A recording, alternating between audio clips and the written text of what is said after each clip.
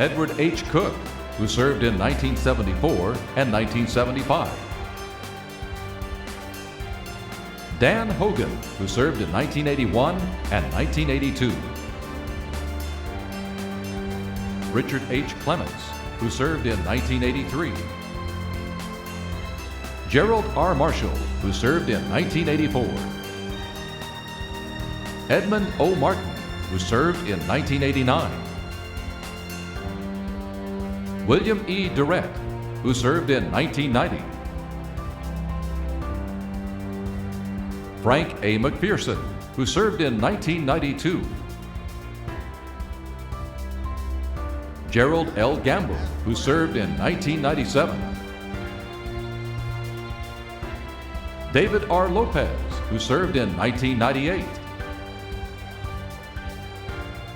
V. Burns Hargis, who served in 2003 and 2004.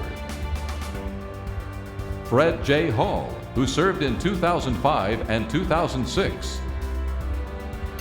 J. Larry Nichols, who served as chairman in 2007 and 2008, and who now serves as vice chair of strategic planning. David Thompson, who served as chairman in 2009 and 2010. And Carl Edwards, who served as chairman in 2011 and 2012, and immediate past chair in 2013. These are the past chairs of the Greater Oklahoma City Chamber.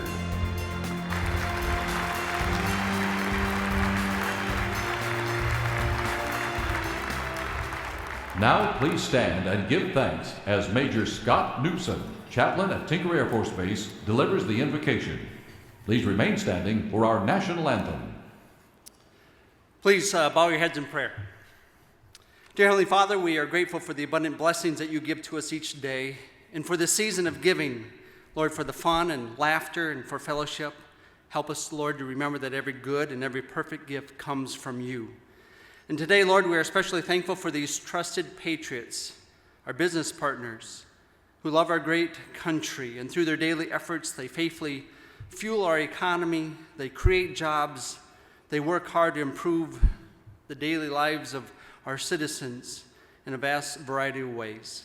We thank you for this 20th anniversary of the MAP program. May you continue to bless and encourage our community with that program. Thank you, Lord, for the creative ways of these patriots, and thank you how they support the men and women of Team Tinker and their families. Time and time again, they prove that our mission success as we contribute to our nation's defense is only possible with their encouragement and support. Lord, may you richly bless each person involved in this Chamber of Commerce. Bless their businesses, bless their families, bless this meeting today. We also pray that you would bless this food and those who have prepared it.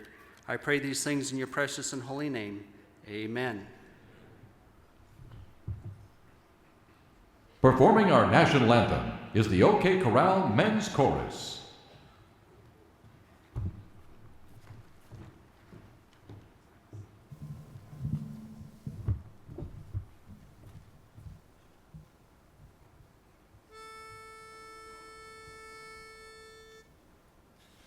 Oh, say, can you see by the dawn's early light what so proudly we hailed at the twilight's last gleaming, whose broad stripes and bright stars through the perilous fight o'er the ramparts we watched were so gallantly streaming, and the rockets' red bombs bursting here and there gave proof through the night that our flag was still there.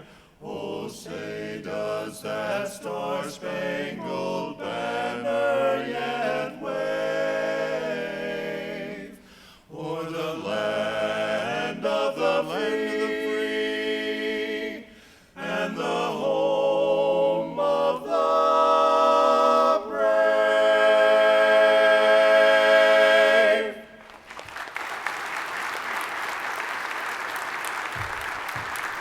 Ladies and gentlemen, please be seated. Please welcome the 2013-2014 Chairman of the Greater Oklahoma City Chamber, Pete Delaney. Good morning. Thank you for joining us on this cold morning, joining us for the Greater Oklahoma City Chamber of Commerce 2013 annual meeting. You know, every 2 years, this annual meeting marks the transition of the office of the chairman, but that is not this year. It is next year, but we will be announcing who the next chair is today. Before that, let's quickly review the last year. We've had another successful year in Greater Oklahoma City by all counts, with continued transformation of our downtown, job growth on the rise, and an increasing recognition nationwide of the quality life and business opportunities available in our region. But before I reflect on these accomplishments, I would like to introduce the volunteers who are leading the efforts. Our organization is fortunate to have these men and women who are so willing to dedicate their time and expertise as members of the executive committee. You've just been introduced to two members of our executive committee, Larry Nichols and Carl Edwards. And I would like to recognize the remaining members who are with us today. Please hold your applause to the end. First, Rhonda Hooper, Jordan Advertising, 2013 and 2014 Vice Chair of Economic Development. David Jackson, JP Morgan Chase, Bank 2013 and 2014 Treasurer. Bruce Lawrence, Integris Health, who served as 2014 and 2014 Corporate Secretary. Tom McDaniel, American Fidelity Foundation, 2013 and 2014 Vice Chair of MAPS Development. David Rainbolt, Bank First, 2013 and 2014 Vice Chair of Government Relations and your 2014 Chair-elect. John Richels, Devon Energy Corporation, 2000 and 2014 Vice Chair of Forward Oklahoma City. And Roy H. Williams, Greater Oklahoma City Chamber, President and CEO. I would also like to recognize several members of the Executive Committee who could not be here with us today. Clay Bennett, Dorchester Capital, who was past chair serving in 1996 and who serves as Vice Chair of Strategic Planning in 2013 and 2014. Brian Gonterman, AT&T Oklahoma, 2013 and 2014 Vice Chair of Membership. Percy Kirk, Cox Communication, 2013 and 2014 Vice Chair of Marketing and Communications. Bradley Krieger, Arvest Bank, 2013, 2014 Vice Chair of Military and Aerospace. And Natalie Shirley, Oklahoma State University, Oklahoma City, 2013 and 2014 Vice Chair of Conventioner and Visitors. And Teresa Rose, Chesapeake Energy, 2013 and 2014 Vice Chair of Education and Workforce Development. Please join me in thanking the Executive Committee for their service.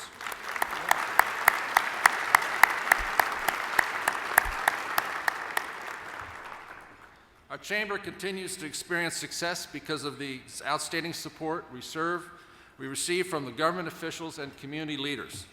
These partnerships and their leadership is critical to our continued economic growth and cultural advancement. At this time, I would like to ask all the elected officials in the room to stand so that we can show you our appreciation. Please stand. Let's have a round of applause.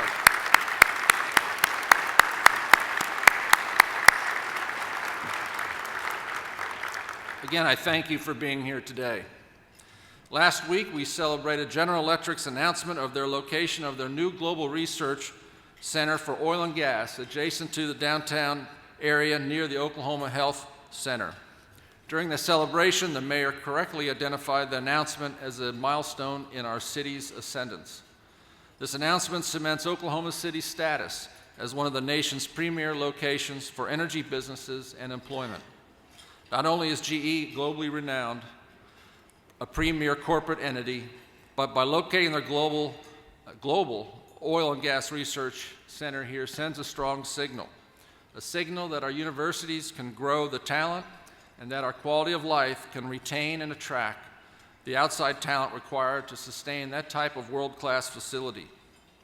Coming in concert with the 20-year anniversary and celebration of MAPS, it further validates the past decisions made by our community and the future path we continue to be committed to. Just imagine the city with the new convention center and with the attendant hotels. Particularly excited about the recent 21C hotel announcement, bringing in a new type of boutique hotel to our area. The Whitewater Center, an expanded trail system, expanded sidewalks, and streetcar, all strengthening the core. Keep in mind, you do not have a strong, viable suburbs without a strong, vibrant downtown area. Whether you've witnessed this city's transformation from the beginning, or like me, you came in along the way, we are all witness to something truly remarkable. It's not easy to completely change the direction of a city, yet that is precisely what has happened. While it's nice to reflect on these accomplishments, it is also vital that we not become complacent in our success or waver in our commitment to supporting the implementation of MAPS 3. You can rest assured that your chamber will help lead the charge to stay the course. By year end, we expect companies we are working with will have announced a total of more than 6,000 new jobs in our community, the highest number since before the recession of 2008. In these announcements, both from expanding existing businesses and from new operations, we see diversity in skill, in industry, and in wage level. While our focus is primarily on high-wage jobs that help create a strong core to help our economy grow, for the long term, it is important to note that jobs at all wage levels are increasing. And we are one of the few regions with growth in the middle class, a trend that is not happening nationwide. Another important focus for our organization continues to be legislative and business climate issues, and this year's passage of workers' compensation reform, moving away from the adversarial judicial system to an administrative system, sends a signal that this state is pro-business. As you know, we now face a fight in the courts to see that law implemented. The Chamber has joined that lawsuit, and we will continue fighting to see this important reform become law. 2013 also saw record involvement and participation in many of the Chamber initiatives. From Greater Grad's intern program with 455 participants to more than 185 volunteers who raised more than $3 million for our annual Total Resource campaign. And to the attendance of our events, we continue to meet and exceed our goals and expectations. The Chamber's effectiveness and strength relies on your member involvement, so thank you very much. Your engagement demonstrates the importance of each of you place on our work to keep our city moving in its current direction. The next 2 years will be exciting as we begin to see major construction on signature projects of MAPS 3.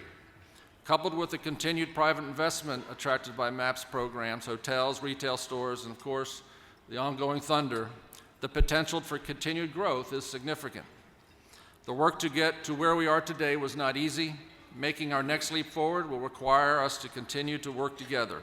That powerful private-public partnership, trusting each other and never losing sight of our true common commitment to the greater good. In my opinion, our greatest risk in our future lies with the type of divisiveness we see in Washington politics today. If we see that coming to our city government. The record is clear, the record is compelling, and we need to stay the course. In the past 20 years, we have faced many challenges, including an event very few communities must grapple with. We know Oklahoma City is a very strong community, and our most important asset is how we work together to embrace our future. I ask each of you to stay involved, stay informed as what is happening in your city, exercise your most valuable right, of which many American men and women have sacrificed and lost their lives to preserve. Vote. Leadership is an important component of our success. Please engage in the political process. We are truly fortunate to live and work in the city during this time of growth, and there are no limits of what we can accomplish if we continue to work together. And now we invite you to enjoy lunch, where we'll recognize on screen your sponsors of today's event, and thank you for your support of the Greater Oklahoma City Chamber. We will also recognize members of the Chamber's Board of Directors as well as all past chairmen. We'll be back to you shortly to introduce our panel and have a discussion about Oklahoma City's future growth plans. For now, enjoy your lunch and a special performance by Lyric Theater's Thelma Gaylord Academy. Thank you.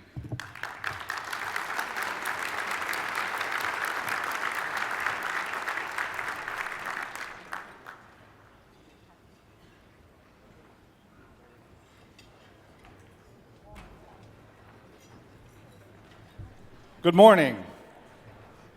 I'm Stephen Hilton, Director of Education at Lyric Theater's Thelma Gaylord Academy, and I want to welcome you here as well. You know, as I was listening to the speeches backstage, it occurred to me that one of the other remarkable things about Oklahoma City is the vibrant and incredible arts community. There's hardly a weekend goes by during the entire year that there's not something happening at one of our local theaters, or the ballet, or the symphony.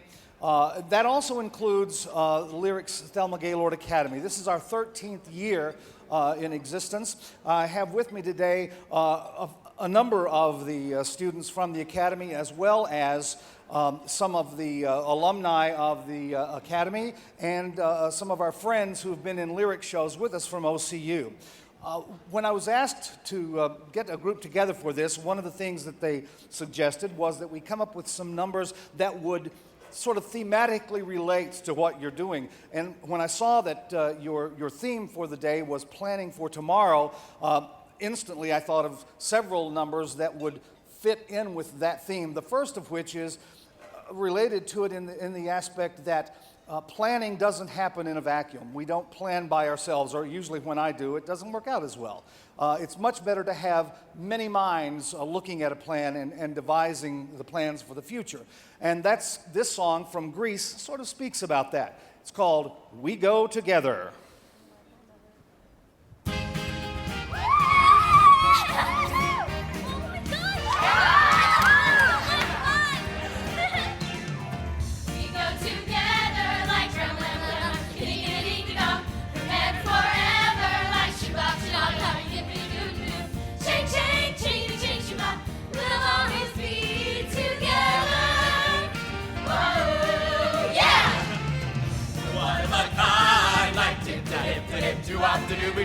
Our names are silent. Boogity, boogity, boogity, boogity, shoo-be-doo, wop, shoo-wop. Shake, shake, shake, shake, shoo-bop. We'll always be like one. Wah, wah, wah, wah. When we go out at night and stars are shining bright up in the skies above, or at a high school dance where you can find romance, maybe it might be love.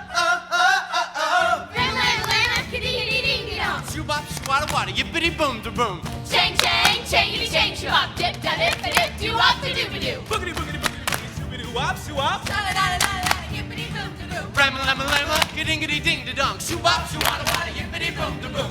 Chang, chang, changity, chang, shoo-bop, dip, da, dip, da, dip, doo-wop, da, doo-ba-doo. Boogity, boogity, boogity, boogity, shoo-be-doo, Wop, shoo-wop, da-da-da-da-da-da, yippity, boom, da, boom. wop, wop, Wop, bamboo.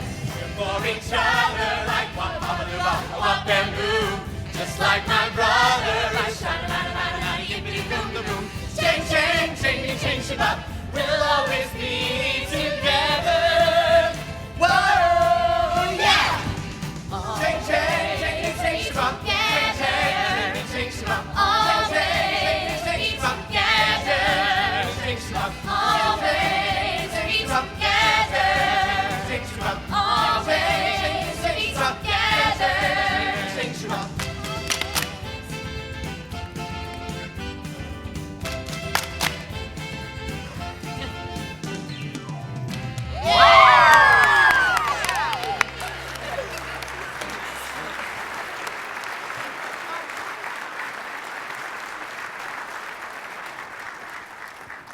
Thank you.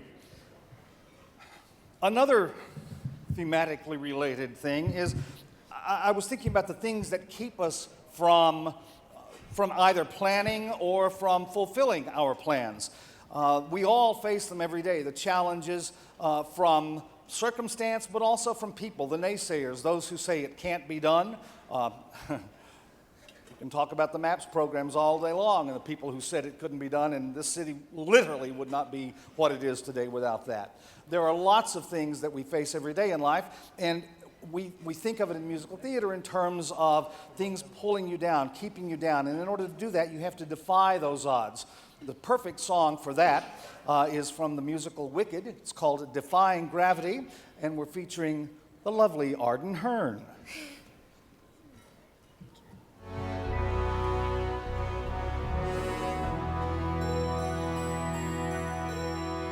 Something has changed within me.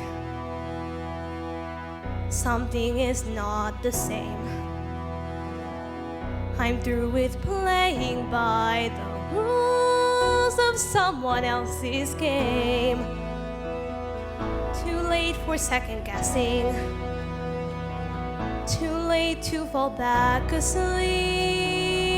It's time I trust my instincts. Close my eyes and leap. It's time to try defying gravity. I think I'll try defying gravity, and you can't pull me down. So if you dare defy me, look to the western sky. As someone told me lately, everyone deserves the chance to fly. And if I'm flying so low, well, at least I'm flying free. To those who ground me, take a message back from me. Tell them how I am defying gravity. I'm flying high, defying gravity, and soon I'll match them in renown. And nobody in all of us, no wizard that there is or was, is ever gonna bring me down.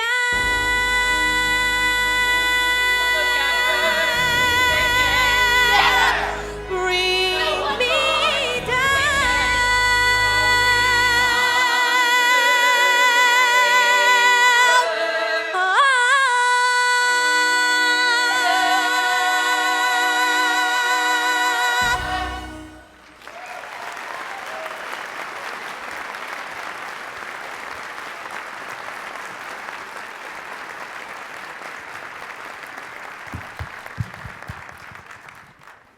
One of the great joys of my job is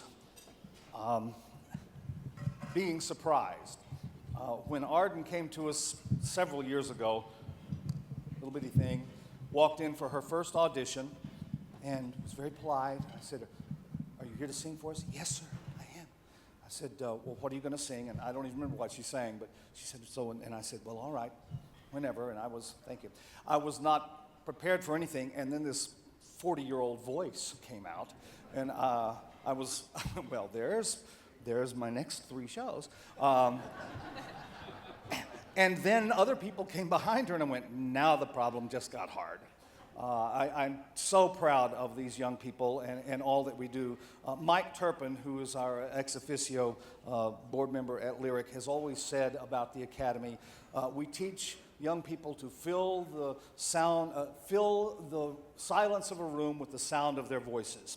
We prepare them, of course, for musical theater. That's what we love to do, and that's what many of them want to do. But we also prepare them for the boardroom, for the courtroom, to be moms, dads. The things that we get in theater are the same you would get in athletic endeavors or anything else. The team spirit, working together, taking care of each other.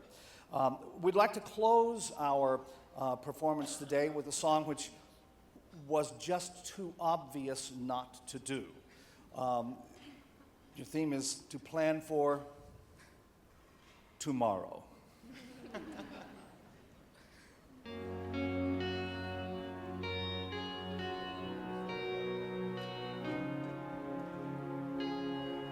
The sun will come out tomorrow. Bet your bottom dollar that tomorrow there'll be sun. Just thinking about tomorrow clears away the cobwebs and the sorrow till there's none. When I'm stuck in the day that's gray and lonely, I just stick out my chin and grin and say,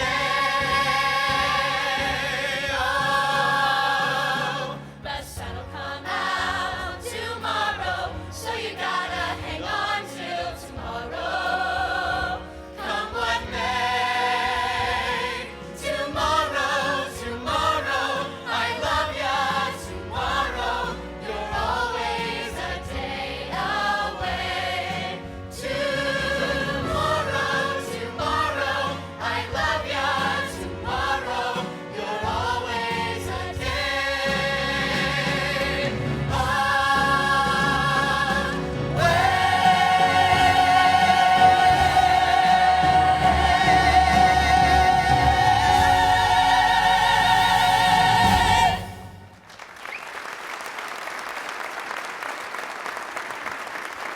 Thank you again. Have a wonderful day, and we'll see you at the theater.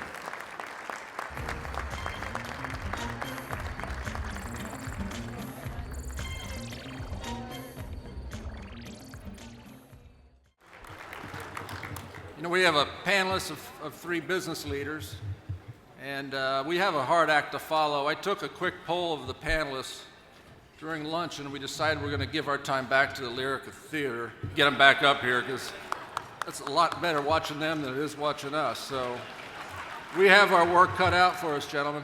No doubt about that. But you know, we talked a lot about the momentum we have and all the growth potential. And you know, we have some business clusters, and we have three gentlemen representing, you know, aerospace, energy, and biomedical research, which are three of our industry clusters here in the Oklahoma City region. And we're delighted to have, representing aerospace, Lieutenant General Bruce Litchfield with us, who's commander of the Air Force Sustainment Center, Air Force Materiel Command at Tinker Air Force Base. He ensures the center provides operational planning and execution of the Air Force supply chain management and depot maintenance for a wide range of aircraft, engines, missiles, and component items in support of Air Force missions. The General's operational responsibilities span 3 air logistics centers, 3 air base wings, 2 supply chain management wings, and multiple remote operating locations, and incorporate more than 32,000 military and civilian personnel. He also oversees installation support to more than 75,000 personnel working in 140 associate units.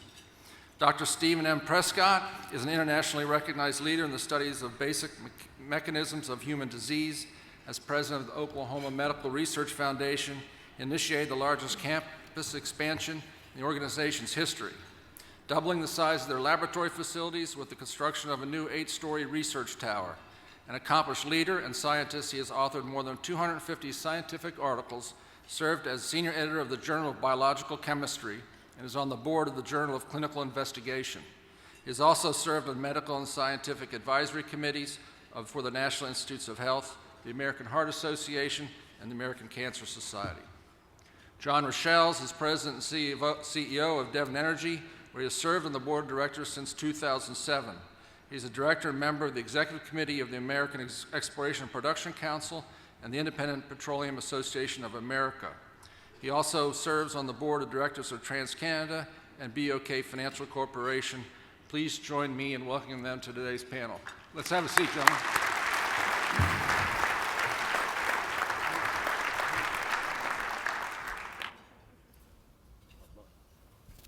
Let's check the mics. Are the mics working all right? Can everybody hear me?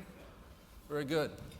Well, I'm going to start with a question, for all three of you, if you don't mind, warm us up a little bit. And I think this is one that we all, folks in economic growth, want to hear about, which is with the next 5 years, where do you see your company, your organization being from in terms of employment, growth, business lines, things of that nature? Let's start with you, John. Thank you, Peter, and I'm really happy to hear that you weren't going to have us sing or perform like the Lyric Theater young people did. They're terrific. It's great to be here this afternoon. Thank you very much. You know, this is a great time in the energy industry in our country, and as you know, we've been growing fairly substantially over the last few years, and as we got a terrific opportunity in our country now to continue to develop these terrific resources that we have.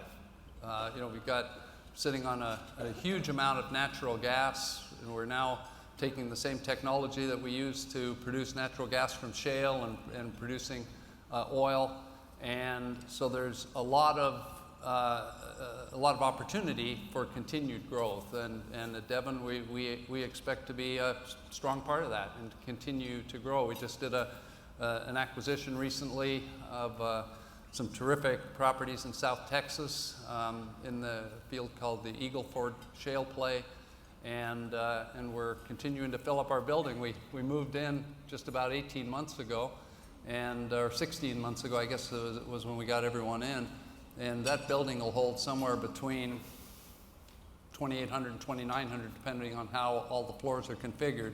I think at the time we moved in, we were a little over 2,100 people, and today we're around 24 and some, so we're continuing to grow. So answered your question, next 5 years, I think we're going to continue to see growth in both our industry and our company, and we're very proud to be here in Oklahoma City, and I think it's a terrific place for us to do business. Great. Well, on behalf of the chamber, I think I speak for all of us to say we'd like to see you build a second tower. We'd like to see that. Steve, Oklahoma Medical Research Foundation, what's the next 5 years look like? Well, we had a tower too. I used to tease John and Larry that if you want to compare the towers, just divide by 10. But we're happy with ours. And we've been growing as well. And we anticipate that we'll continue to grow modestly. We're slightly at the helm of somebody else, or at the whim of somebody else. Our scientists, for a lot of their research support, compete for grants from the National Institutes of Health. So it depends a little bit on the government budget, what's going to happen there. Our scientists have been very competitive. You have to be in the top 7 or 8% now to get funding for your projects, which is pretty tough. But we've been successful. So the rate of our growth will depend a little bit on that. We've also made a very strong move toward more private partnerships with large pharmaceuticals and biotech companies. And so I think we'll grow in that area as well. And then I think more broadly, outside of the Oklahoma Medical Research Foundation, I think we'll see substantial growth in the private biotech sphere, of which we participate. But I think we'll see that in Oklahoma City over the next 5 years. Great. General? Well, Pete, first, we are at the whim of the government funding, so let's pull up. So let me just say this. The men and women that are in uniform today, whether they're been around for a while or just coming in, have been in war for about 2 decades now. And they've been in combat for well over a decade, since 9/11, shooting wars over in Iraq and Afghanistan. Now we're out of Iraq, and the president has us on path to get combat troops out of Afghanistan. So you'd expect our budget to come down, and you'd expect that we would adjust to what I call a transition to a peacetime operations. And that has taken place. Now, unfortunately, it's taken place under what I would consider a sequestration, which is an event that's not how you link strategy to resources, but we are going to come down. And I think there'll be an announcement shortly that we are going to get smaller as an Air Force. We are going to have less people, and we're going to have less equipment in order to fight the fight. But I will tell you, we are going to depend on technology. We're not going to stand still. We are going to make sure that we are ready, capable, and able to fight this nation's wars when and if required. And the way I look at it is, America's been around since 1776, and there's always been a next war. I may not know when, I may not know where, but I think it's our job that are in senior leadership positions today to make sure that we posture ourselves so that the next time that we're called upon, that our sons, our daughters, your grandkids will have the best opportunity to fly, fight, and win any place, anytime. Great, thank you.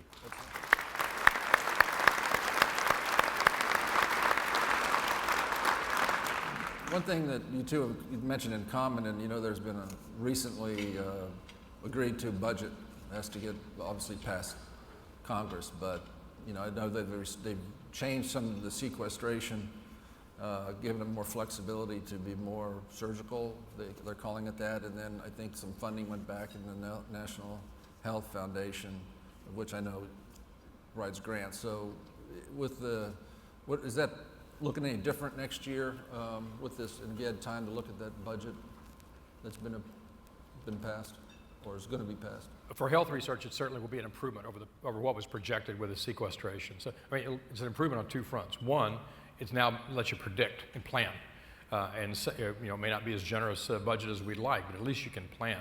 The sequestration was a nightmare with respect to just what's going to happen, and nobody knew. So first off, you can plan more accurately, and secondly, I believe there will be more money for medical research. It's recognized that this is a good strategic investment for the long term. Well, you know, we've seen the reports, and the devil will be in the details on how it comes out, and we'll have to look through it.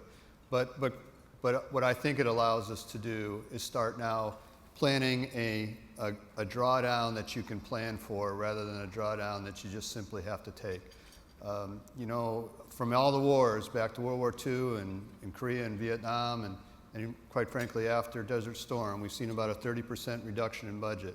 Sequestration was just drawing us down at such a rate that you couldn't shape the force. Now I think we'll have a chance to shape it for how we need to transition from wartime to peacetime, and that's goodness. That is goodness. A little bit more stability. A little more stability. Good, good.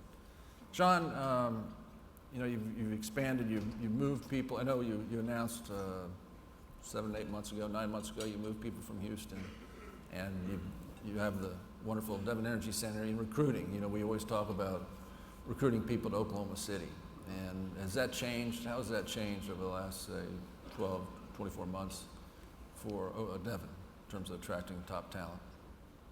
You know, it's a great question. Obviously, like all businesses, you know, ours is a business that requires an enormous amount of capital.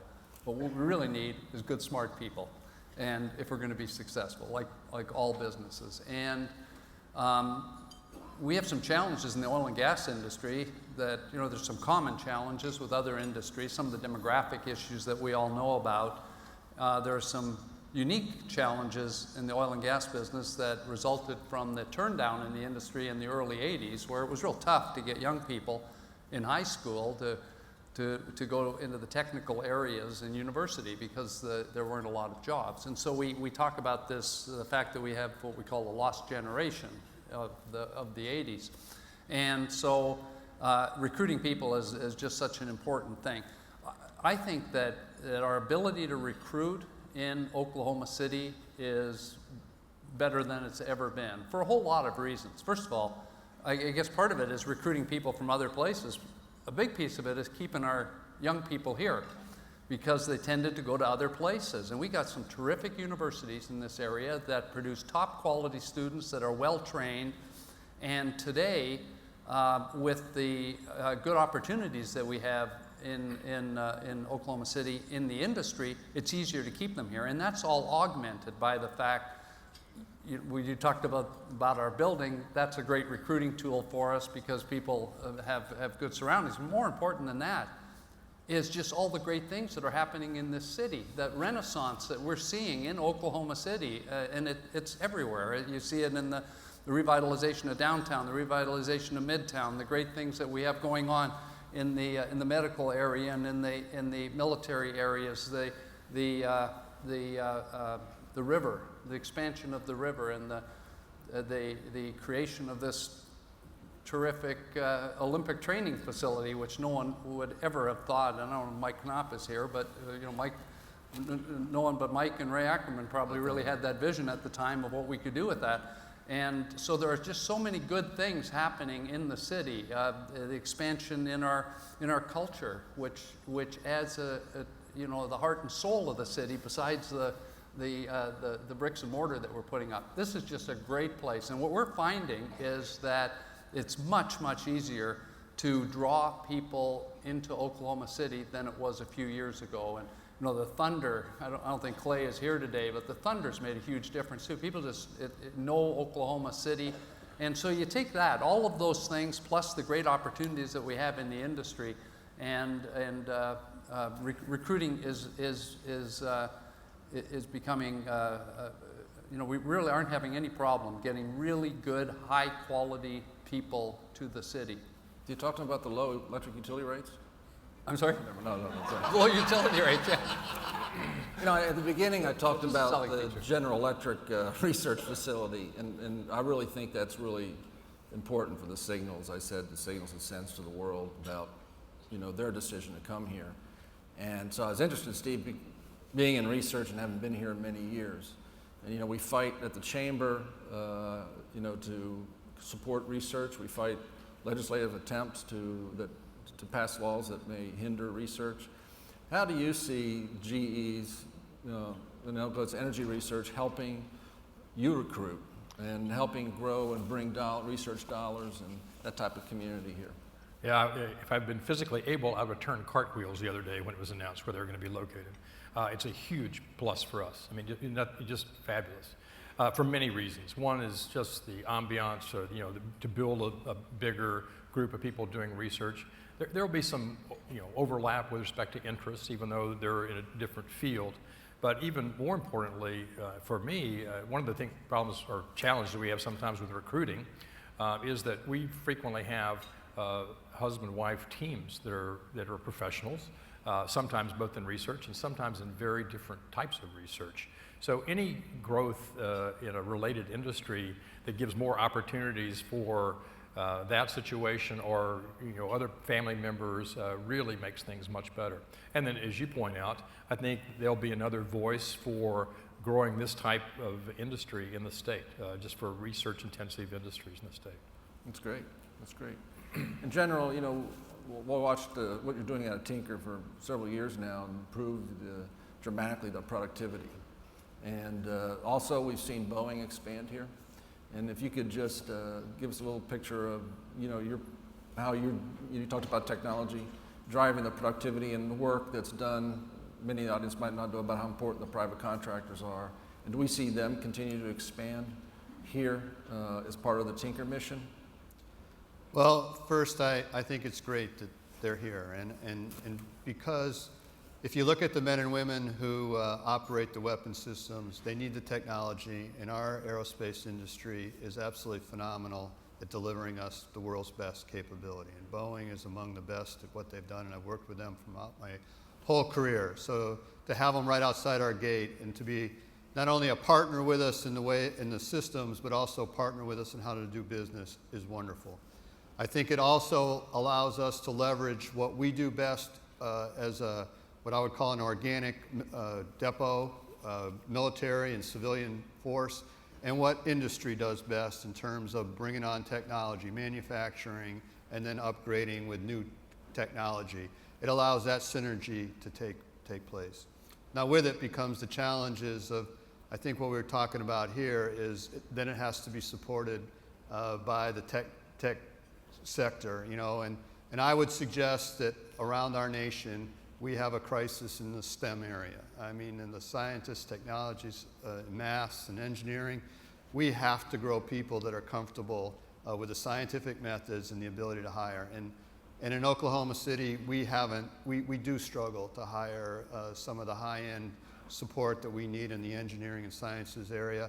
And so I would one of the things that have happened with Boeing came here, and I think it's absolutely wonderful, is we sat down with Boeing, ourselves, and some of the other big industry around here, along with the academic institutions, and said, okay, based on this growth, what will be the needs in the engineering and science area, and how then can we help support that and need that? And even at that, I think in the future, we're going to have to really ramp that up to meet the growth that we want to see. Yeah, as you know, hopefully you know that one of the Chamber's main objectives is to reform education and really improve that. So I think we're very much in alignment there. John, is there a question about your business and looking forward and all the great technology advancements and how that's increased incredible reserves for natural gas and oil, and as you look forward, think about the regulatory environment we're in, coming out of, particularly environmentally, out of Washington. What do you see the biggest threat? Is it the market? Is it prices, oil prices, natural gas prices, or is it regulatory? We certainly have a lot of challenges on the regulatory front, Pete. We have an opportunity as a country to do more, I think, for our manufacturing and industrial sector with the abundance of good, clean, safe, natural resources that we have than we've had probably since the 50s. And I'll give you an example for those of you that aren't in the oil and gas business and don't follow this every day. Natural gas is trading at around $4 a thousand cubic feet, an MCF here in the United States. I was just with our partners from Sumitomo. It's a great company. We have a joint venture with Sumitomo Corporation. They were here and they were just reminding us that natural gas in Japan is $16 an MCF. I mean, 4 times as much. So we've got this terrific resource.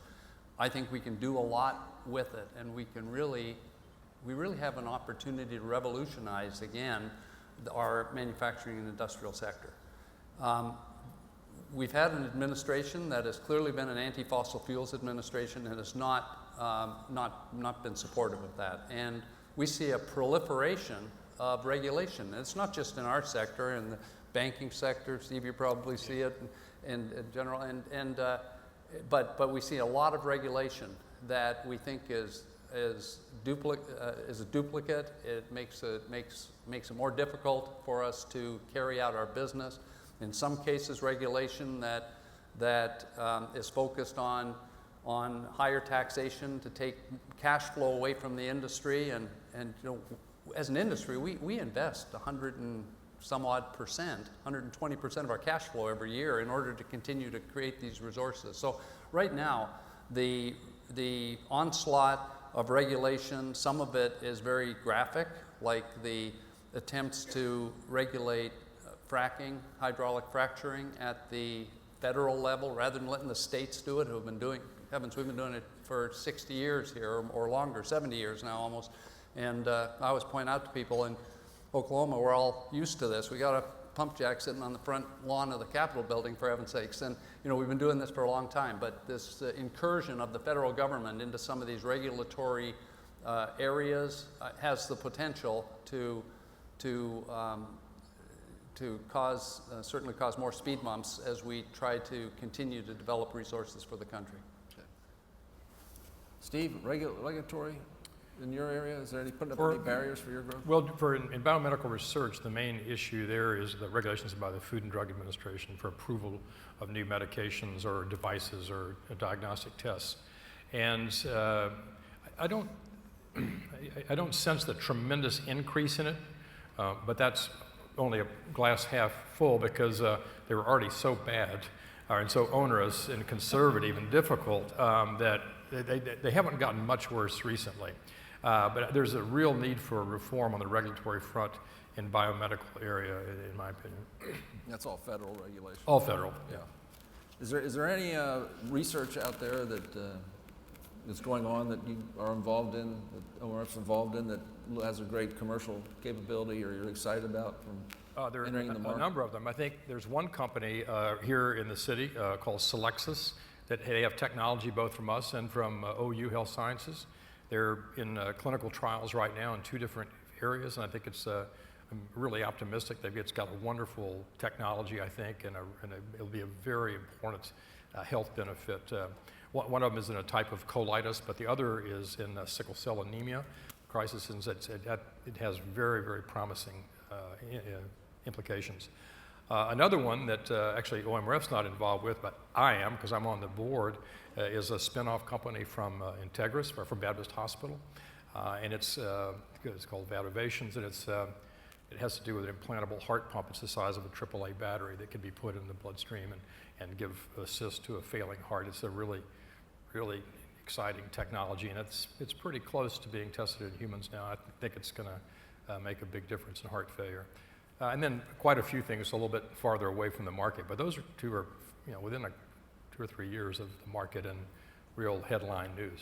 So give us a sense, how long does it take to go from your basic research to the market and through the FDA?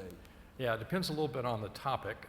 So therapeutic medications, drugs, are the longest, and it depends a little bit on when you count, but there are articles out there saying that from the time of discovery of a target, something you want to try to go intervene in a research laboratory, to a pill that a patient can take is about 16 or 17 years.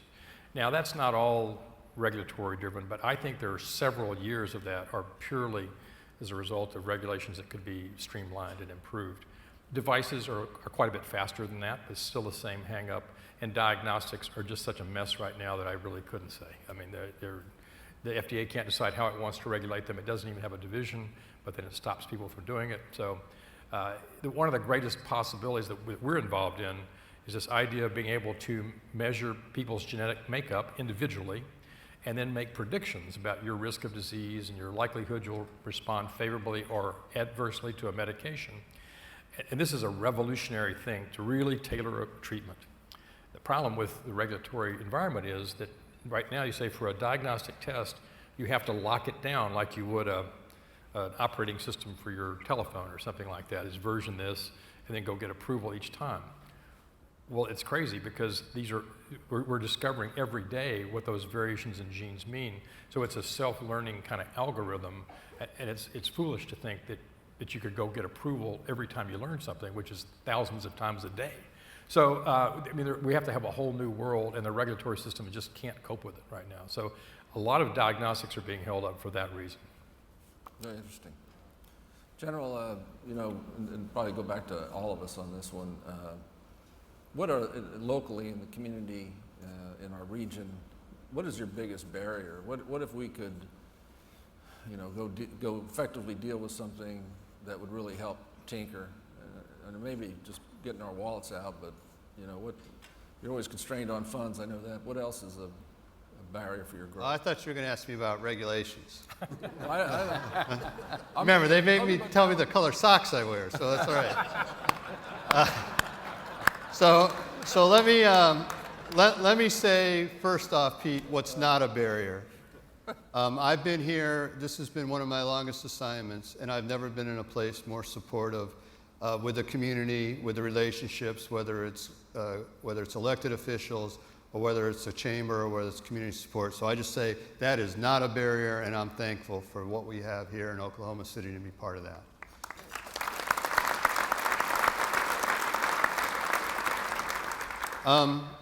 And I could answer this in a lot of ways. I think that what we're going to need help with in the future is when we do understand what the new budgets are going to be and how we're going to have to take care of airmen. Now, even though I said that we are transitioning to a more peacetime operating budget, there's still about 30,000 folks deployed. And so across the Air Force, and we have a couple thousand at any given time from Tinker gone. Taking care of their families is something that's not a barrier, but it's just something we're going to have to figure out how to do. And so that was one. I think the other part of that and what we're working really well, and I thank you, Pete, and the leadership in the community, is that Tinker's the #1 energy consumer in our Air Force. That's not a healthy thing to be. We're going to have to figure out how to get more efficient and work that to the future. And then I think prepare for the new workloads and new opportunities that come down. I think whenever you're in a transitional environment, which is exactly where we are, what the people that are going to be best postured for the future are those that can see the opportunity, seize it before anybody else does. And so you mentioned earlier the productivity gains that we made out at Tinker. All of that was not knowing exactly what's going to be the future, but knowing that if we are the best at what we do, we are world class, people will bring work to us because we can sustain the readiness not only of our Air Force, but maybe broader than that across DOD. And that's what we're really trying to do. And I have one that I think I'd like to say, and this is a barrier not only for us here, maybe nationally. I do think that Oklahoma deserves a world-class education system for its kids. When we saw the kids up here singing today, how remarkable, but I think we need to make sure that we are bringing up across the board the kids that can be able to support not only their talents, but also the educational demands that will require them to be successful in the future.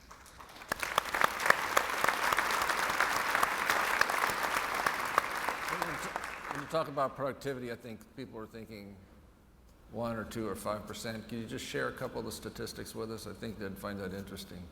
Okay, so I'll just keep it to Tinker. Not 3 years ago, we overhaul aircraft. These are 50-year-old airplanes, and it took us 224 days, and we did 48 a year. And so 3 years later, we now overhaul the aircraft in about 115 days. We do it now instead of 48 a year, we're doing close to 65 to 70 a year, and we're doing it with roughly the same amount of people for less cost across the board, and we're saving just on that one product line alone, $30 million a year. And so if I take it to the enterprise that we've developed in 1 year across the 33,000 folks that you mentioned we have, we were able to increase productivity by about 15% and reduce costs by about $750 million in 1 year. And I think if we were a stock for sale, we would be pretty profitable right now. But that just goes to show the talent that we have out on base, the talent that really is involved in your communities, and really what you can do to make a difference. And so we're pretty proud of what we're doing, not only for Tinker, but we're proud of what it means for our Air Force, for our nation, and for our defense. That's great. That's great work. Thank you for your leadership out there. That's great work. Steve, back to the question on what can we do here to help OMRF? Is there one or two things that you continually to butt heads on that impedes your growth? Well, the general and I were talking about this over lunch, and he wanted education. I wanted no tornadoes. But I think, I'll speak more broadly, I think one thing missing in the portfolio here to try to continue to develop this biotechnology community to make it really thrive is we need to find a way in the city or state, presumably this is a state function, for some type of public-private partnership mechanism, and I think we're short on the public part of it right now. This is an example, the EDGE initiative was an attempt at that. It had some failings and so forth, but I think we need something with the same concept that EDGE started out with, some way of encouraging private investment and helping with some of the early stage technologies, not just in biotech, but in aerospace and maybe even energy and IT and others. Our competing states nearby all have very large funds like this. And so it's just one of those little incremental things that will help a company decide that this is the place versus that's the place. And it's not, we don't have that arrow in our quiver right now, I don't think. Could you give us a sense for, you said the other states have funds for this purpose to support. Could you give us an idea of the size we're talking about? I think Texas has several of them, but there's one just for like new businesses. I think it has $4 to $5 billion in that fund. There's another one for cancer research. It has $3 billion in it. So, I mean, it's real money in those cases. Kansas has one just for biotechnology that's in the $1 billion range. Maybe 800 million, something like that. All state funded. All state funded, yeah. Wow. Now, in the case of Texas in particular, Kansas too, but Texas, I mean, they had great success in startup businesses in Austin, Houston, primarily, biotech and computer technology and others. So, but it's designed to be public-private, and there's got to be private investment, but it's a way to make sure that you get it in your place, not that place. Right, right, absolutely. John, barriers to your Devon Energy's growth, and what if you can change some things here that we have regionally as you present your business plans come to mind? Let me go at it kind of the other way, from the other side here, Pete. I think that I don't really see barriers to us being able to continue to grow in this community. As I said, this is a fabulous community. We got some great opportunities in our state from a resource point of view. We've heard about these plays like the Mississippi and Woodford, which is to the north of the city, all the way up to the Kansas border, and other ones to the southwest, and the Anadarko Basin, which everybody knew about 20, 30 years ago, and it's going through a revitalization again, and areas like Cana out in Canadian County. We've got great opportunities here. We've talked a little bit about the people, and I guess I would go at it rather than barriers. I would look at all the opportunity we have here and focus us all on the fact that we need to keep this going. And so, again, people are so important, both students and well-educated young people and new people that we're bringing to the city.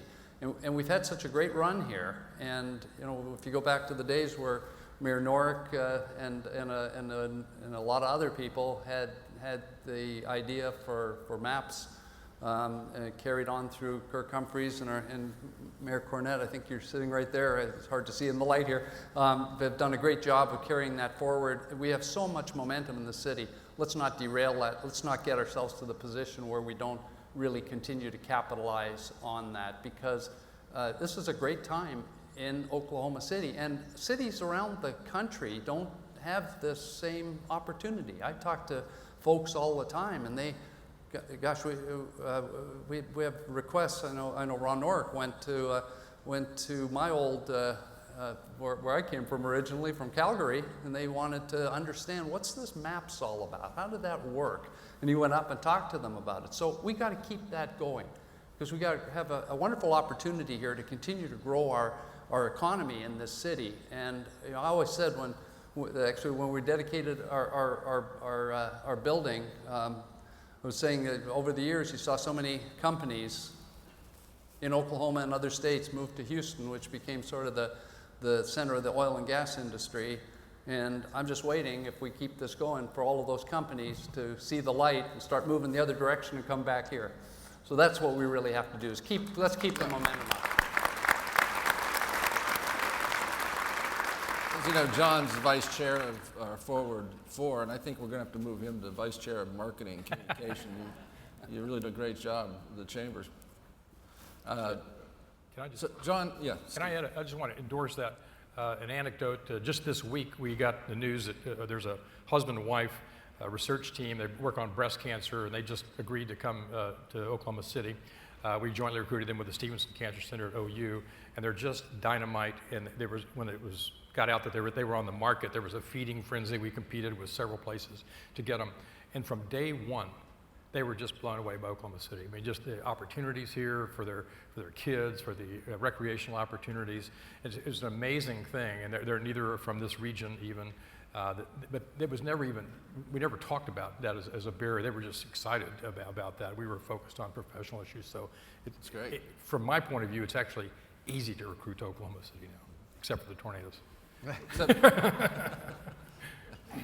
Is it on the technology side, John, you know, horizontal drilling and fracking technology really expanded, as we talked about. Is there any other technology? Because we're talking about GE, oil and gas research. Is there anything that's you see in the next 5 to 10 years that's going to trump that or take it even further? Pete, you know, our industry seems to move along and take some, once in a while there's technology that creates a big change, and other times it's kind of incremental. It's a continuum of change. And this whole area, and let me say about GE, you know, we're really excited about having GE here. There are not many of these world-class research facilities that GE has put into Oklahoma City in the world.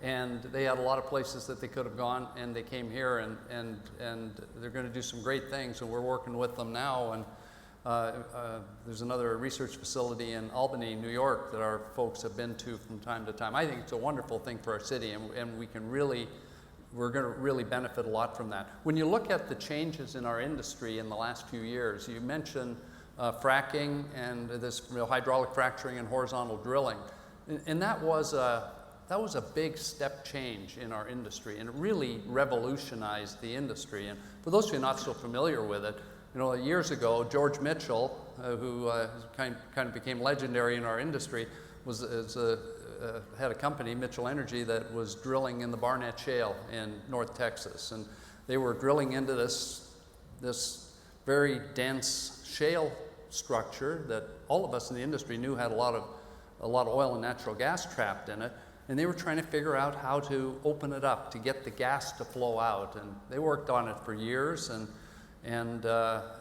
we were fortunate. Larry knew George, and over a couple of years of keeping in touch with him, we finally bought that company. And what we did then is so they were drilling vertical wells and using this hydraulic fracturing technology to crack apart the shale and get the gas out. And what we did is we started drilling horizontal wells. So instead of having a vertical well that had 500 feet of wellbore exposed to the shale, we started drilling mile-long, 5,000-foot-long horizontal wells that then exposed 5,000 feet of wellbore to it. So that was a huge, huge change.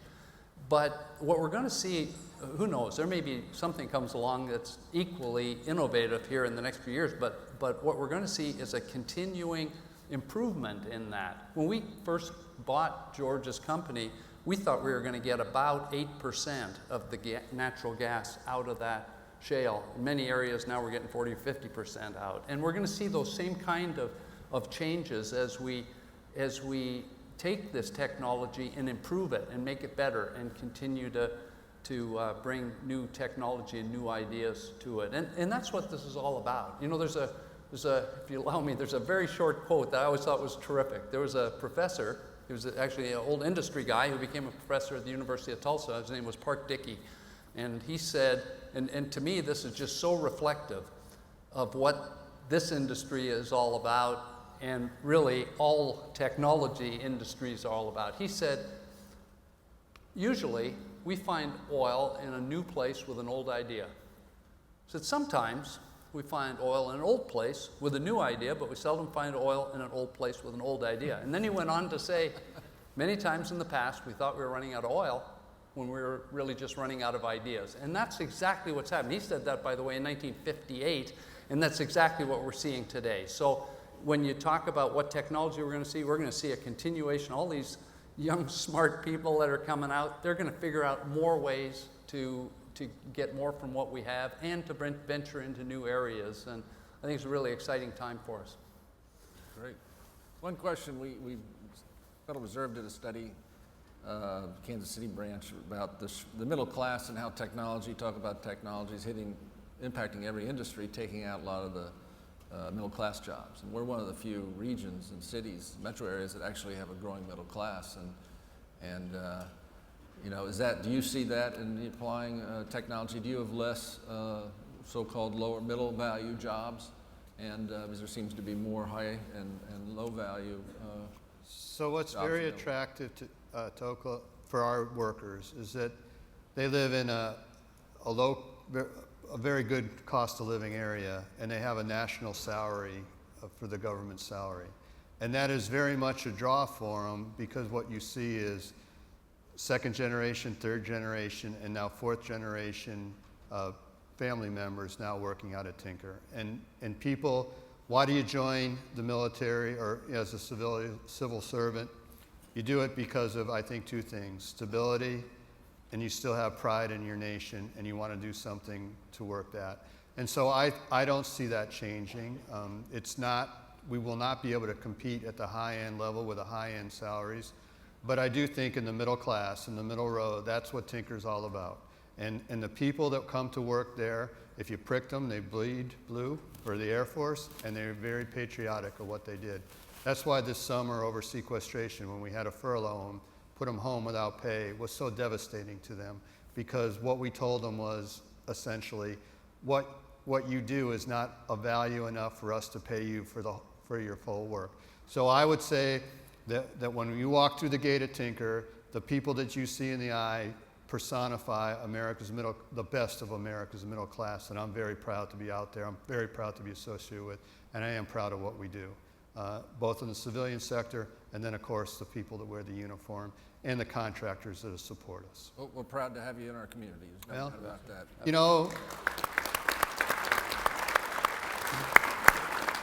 You know, if you travel, and today I just had a report about an airman that we had over in Afghanistan. If you've ever been there, you don't want to go.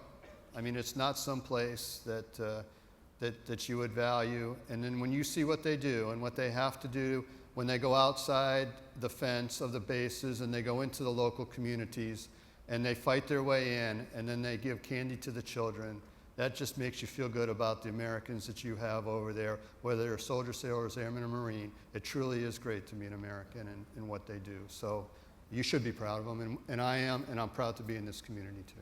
Well, that's a great way to end our panel. We're out of time. Thank you all for being with us today, and thank you for your leadership in our community. You're doing a great job. It's very important. Thank you very much. Let's have a hand for the panel. Thank you very much. I got to go back and